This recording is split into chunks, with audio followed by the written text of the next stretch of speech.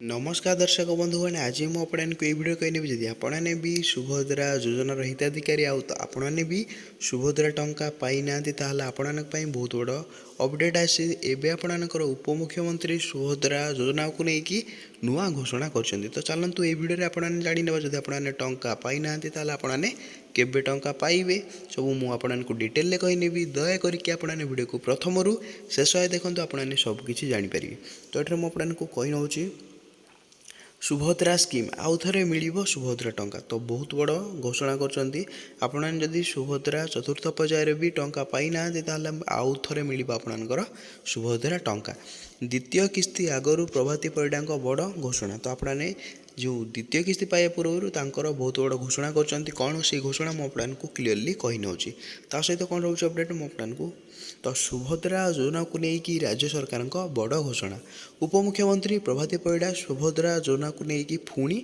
बड़ घोषणा कर तो आपने तो जानते एवं आपणकर नुआ आपणकर मोहन चरण माझी आपणकर मुख्यमंत्री सहित आपणकर उपमुख्यमंत्री सुभद्रा योजना को लेकिन बड़ घोषणा कर गत फेब्रुआरी 8 तारिख में प्रथम किस्तिर चतुर्थ पर्याय टंका पठाई राज्य सरकार तो आपने तो समस्त जानते फेब्रुआरी 8 तारिख दिन जो मैंने भी टंका पाई नथिले तृतीय पर्यायर से चतुर्थ पर्यायर टंका पाई सारी बहुत लोग एमती अच्छा जो मानकर भी आईपीपीबी अकाउंट को टंका आसी सारी जदि आपणकर आईपीपीबी माने आपणकर इंडियन पोस्टल पेमेंट बैंक जदि आपणकर ये बैंक रे आपणकर अकाउंट ना तो आपने कौन करें निजर पोस्टल को जाकि आपने प्रथम आईपीपीबी को गोटे आपणकर बैंक क्रिएट करार अच्छी तो यही बैंक रे बहुत लोक मानकर सुभद्रा योजन सुभद्रा टंका आसी सारी तो आपने क्लीयर है सहित कौन रही अपडेट मुझे को कही नौ तो ये आपने देखते चतुर्थ पर्यायर 18 लाख रु ऊर्ध्व महिला को मिलता 5,000 लेखाएं सुभद्रा टंका तो आपंकर चतुर्थ पर्यायर केते हिताधिकारी को टंका मिली प्राय 18 लाख रु अधिक हिताधिकारी जो मैंने कि चतुर्थ पर्यायर 5,000 लेखाएं टंका पाई सारी सहित कौन रही अपडेट मुझे कही नौ तो आपको डिटेल कहि तो आपने वीडियो को स्किप न करके लास्ट देखूँ आउ किछि हिताधिकारी बाकी रही बेले से सुभद्रा किस्ती मिलवा नहीं सूचना देते उपमुख्यमंत्री प्रभाती परिडा तो एमती अच्छा लोक जो मैंने भी एबे भी तांकर चतुर्थ पर्याय कंप्लीट हो गला तो आपने एबे भी टंका पाई ना बहुत मोर एमती सब्सक्राइबर भौणी मैंने अच्छा से कहते भाई आमे एबे भी चतुर्थ पर्याय हो गला आम एबे भी टंका पाइना आम ओडिशा बाहर रोचु आम कौन करूँ मुझे कही नौ जब आपने ओडिशा बाहर रोचते आपने जनसेवा केन्द्र कि मो सेवा केन्द्र जाकर सब अपडेट करनी सहित कौन रही अपडेट मुझे कही नौ तो आपने देखते पंचम पर्याय टंका मिलवाई जाऊँगी तो आपने तो क्लीयर है तो ये आउ बहुत बड़ खुशी खबर आपने जो लोक मैंने भावुले चतुर्थ पर्याय पर से आउ गोटे पर्याय मिल ना से डायरेक्ट द्वितीय किस्ती मिल एवं बहुत बड़ घोषणा कराई आपंकर चतुर्थ पर्याय पर एवं आपंकर पंचम पर्याय मिलवाई जाऊँगी तो आपने जदि चतुर्थ पर्यायर टंका पाई ना आपने पंचम पर्यायर आपने सियोर टंका पाइपर सहित कौन रही अपडेट मुझे कही नौ ये इशारा देते उपमुख्यमंत्री प्रभाती परिडा तो आपंकर नुआ उपमुख्यमंत्री इशारा देते आपने पंचम पर्यायर भी टंका पाइपर सहित कौन रही बर्तमान सुधा 98 लाख महिला सुभद्रा टंका पाई सारी बेले आउ 2 लाख महिला अकाउंट को जीव सुभद्रा टंका तो आपने तो पाखापाखि ये जो आपंकर चतुर्थ पर्यायर आपंकर 98 लाख लोक समुदाय टंका पाई प्राय आपंकर आउ 2 लाख लोक अच्छा एमती कि जो मैंने कि आउ टंका पाइबार अच्छे तो आपने तो क्लीयर है 2 लाख महिला अकाउंट को टंका आसो सहित कौन रही अपडेट मुझे कही नौ तो आपने देखते लाइव मुझे खूब शीघ्र भाग्यवान 2 लाख महिला को प्रथम किस्तर शेष पर्याय टंका जीव तो आपने तो जापारे आउ 2 लाख महिला अच्छा से पंचम पर्यायर शेष पर्याय ही हे प्रथम किस्तिर शेष पर्याय हम आउ पाखापाखि 2 लाख महिला अच्छा जो मैंने कि प्रथम किस्तिर टंका पाइबार बाकी अच्छा सहित मुझे कही नौ 2 लाख महिला को मार्च 8 तारिख पूर्व ही सुभद्रार प्रथम किस्तिर टंका मिलने को नहीं उपमुख्यमंत्री कहते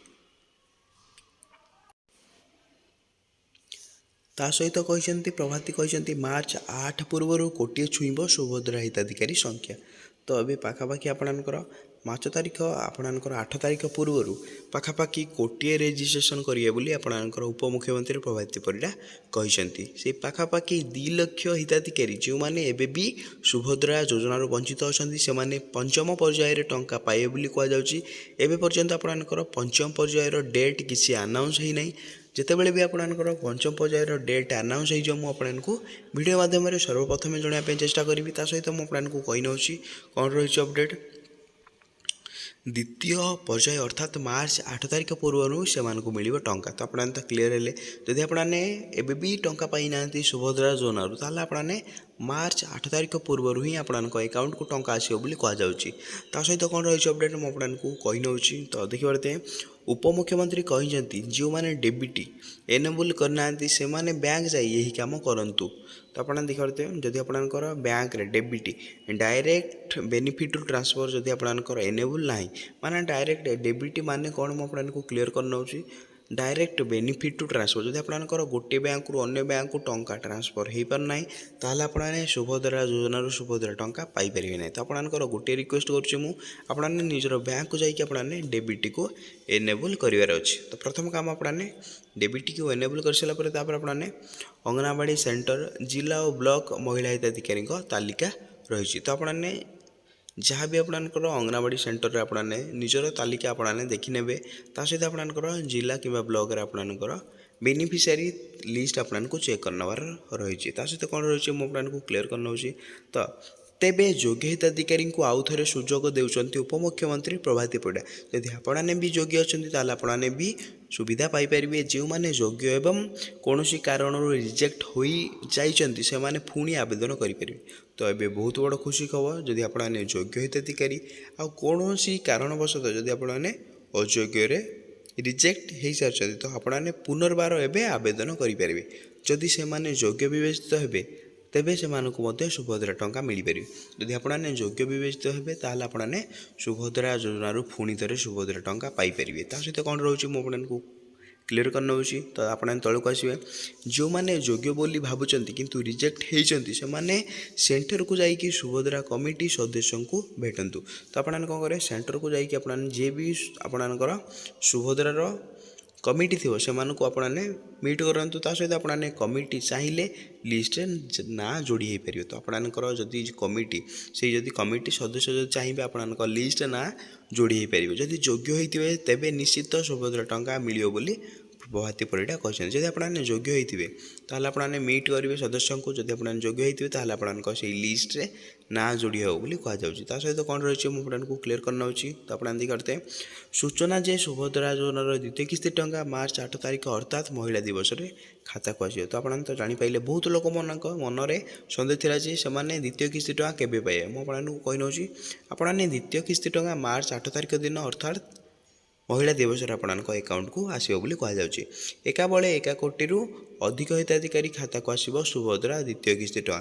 ତ ଯେଉଁମାନେ ବି ଟଙ୍କା ପାଇନାହାନ୍ତି ବ୍ୟସ୍ତ ଆଉ ବିବ୍ରତ ହେବେ ନାହିଁ। ଏକା ସାଙ୍ଗରେ ପାଖାପାଖି 1 କୋଟିରୁ ଅଧିକ ହିତାଧିକାରୀଙ୍କ ଆକାଉଣ୍ଟକୁ ଆସିବ ମହିଳା ଦିବସରେ 5,000 ଲେଖାଏଁ ସମସ୍ତଙ୍କ ଆକାଉଣ୍ଟକୁ ଆସିବ ହାରି। ତା ସହିତ କ'ଣ ରହିଛି ଆପଣଙ୍କୁ କ୍ଲିୟର କରିନେଉଛି।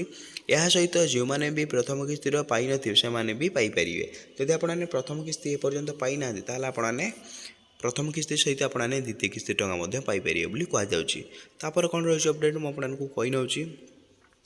ପ୍ରଥମ କିସ୍ତି ସୁଭଦ୍ରା ପାଇଁ 1 କୋଟିରୁ ଉର୍ଦ୍ଧ୍ୱ ହିତାଧିକାରୀ ଆବେଦନ କରିସାରିଛନ୍ତି। ତା ସହିତ ଆପଣମାନେ ତେଣୁ ଯିଏ ବି ପ୍ରଥମ ପର୍ଯ୍ୟାୟରେ ନ ପାଇବେ ସେମାନେ ଏକାବେଳେ ଦ୍ୱିତୀୟ କିସ୍ତି ଟଙ୍କା ମାର୍ଚ୍ଚ 8 ତାରିଖରେ ପାଇପାରିବେ। କିନ୍ତୁ ଦ୍ୱିତୀୟ କିସ୍ତି ପାଇଁ କୌଣସି ପର୍ଯ୍ୟାୟର ବ୍ୟବସ୍ଥା ରହିବ ନାହିଁ। ଏକାବେଳେ ସମସ୍ତଙ୍କ ଆକାଉଣ୍ଟକୁ ଆସିବ ଟଙ୍କା। ତ ଆପଣମାନେ ତ କ୍ଲିୟର ହେଲେ।